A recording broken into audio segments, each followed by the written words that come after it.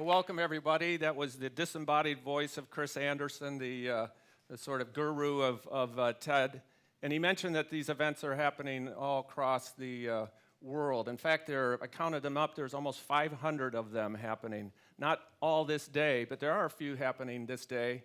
One of which is as far away as Gachibowli, India. So it's really amazing to think of ourselves as part of a worldwide conversation and that we're linked in that way with people like ourselves that are pursuing insight and ideas and innovation. The first thing I want to do today is to say thank you for coming, because this is really an extraordinary opportunity. TED is obviously a big phenomenon, and obviously Columbus gets it. And this is a true outpouring of interest in that innovation that's important to our community.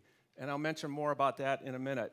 But I don't want to go further without saying a thank you to Ruth Milligan and Nancy Kramer for taking on the burden, the responsibility, and yes, the opportunity to bring us all together for TEDx Columbus.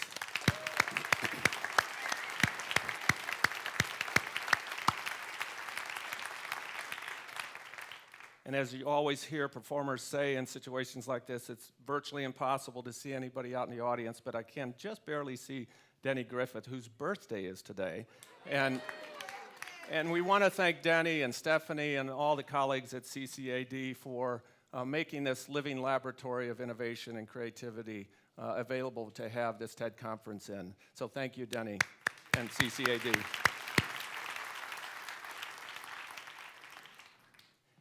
There's also an extraordinary opportunity we have here to explore the heroes in our own land. And so often you hear that indeed people that have contributions to make aren't given that kind of respect and aren't even acknowledged, or even people in their own community aren't even aware of the contributions that people can make and are making out of their own community.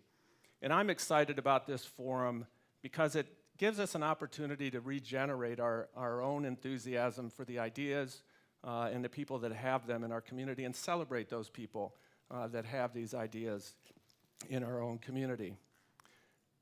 You know, Lewis Mumford, a much respected historian, observed about in his studies of the fall of Rome that long before the economic dislocations were apparent, that the people of Rome had lost their inner go.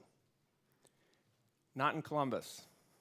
And this today, I think, is one piece of evidence. But there's much more evidence in our community.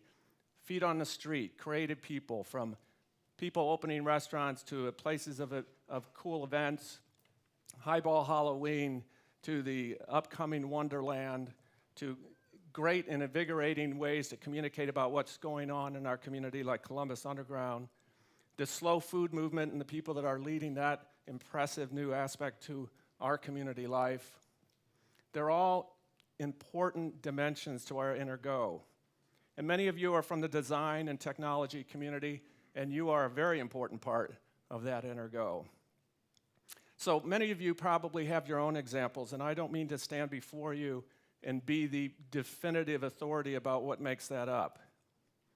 So if you have ideas about what makes up and drives your inner go, or what makes up in your community in Columbus, Ohio, the inner go of Columbus, Ohio, please take a minute during one of the breaks.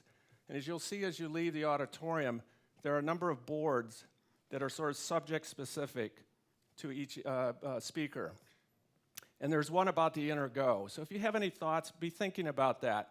And take a minute and list those on the board. We'd love to capture those.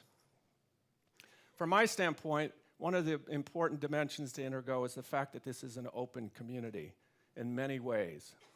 In my own personal experience, I came here the same year that TED, the big TED, was formed in 1984. I came from small, if not tiny, but mighty Fremont, Ohio. I didn't have any family or business relationships. I didn't have any friends. I wasn't an Ohio State alum. But I came to run a historic theater, restore a historic theater, and then went on to restore a couple of others and do over 2,000 events from Santana to Miles Davis to Jimmy Buffett to Twyla Tharp, Yo-Yo Ma, and everything in between. And now, for what it's worth, I'm the president of the Columbus Foundation. So how did that happen? Well, it happened because in Columbus, Ohio, we do have this opportunity for mobility, and a lot of the interests that sometimes squelch. Jane Jacobs, the city urban planner, once observed that young people that are inquisitive, looking to make a difference in their community, should avoid cities that are dominated and governed by squelchers and controlled by squelchers, because progress doesn't get made on key ideas. Well, the fact is, we live in a community where those opportunities are very open indeed. I want to ask of each of you to take sort of, if you will, some personal stake in that inner go and help realize that we have a contribution to make in sustaining and making vibrant that inner go. And if we could just take 1 second, I know it's a dark room, it's probably darker to me than it is actually out there, and just look to your left, look to your right, and just thank the person next to you, if you will, for being here today, and welcome them and say hi, and thank them for their inner go on behalf of our community.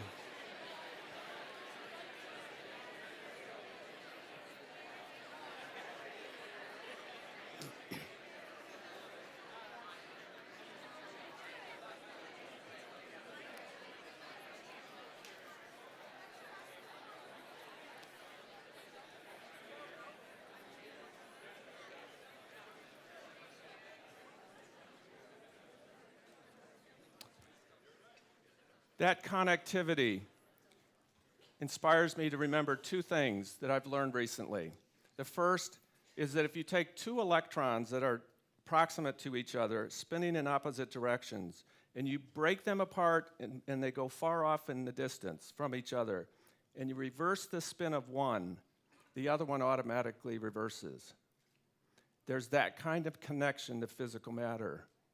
And then last night at dinner, Teresa Long, our next and first presenter, mentioned to me that because of the tight-knit social fabric of in Senegal, the suicide rate in Senegal is not 10%, it's not 5%, it's not 2%, it's 0%.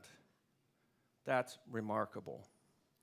The second thought, and I'll leave you with this, is that Thomas Friedman once said that places with clear aspirations have a greater opportunity to succeed than places with a clear memory of the past. I would just say that if you have clear aspirations for your community, you're in a good place. And we all own the responsibility to keep that inner go and that openness alive and well. So, speaking of go, it's my time to go off the stage, introduce our first speaker, who will present to you her compelling vision for the city of Columbus and this region.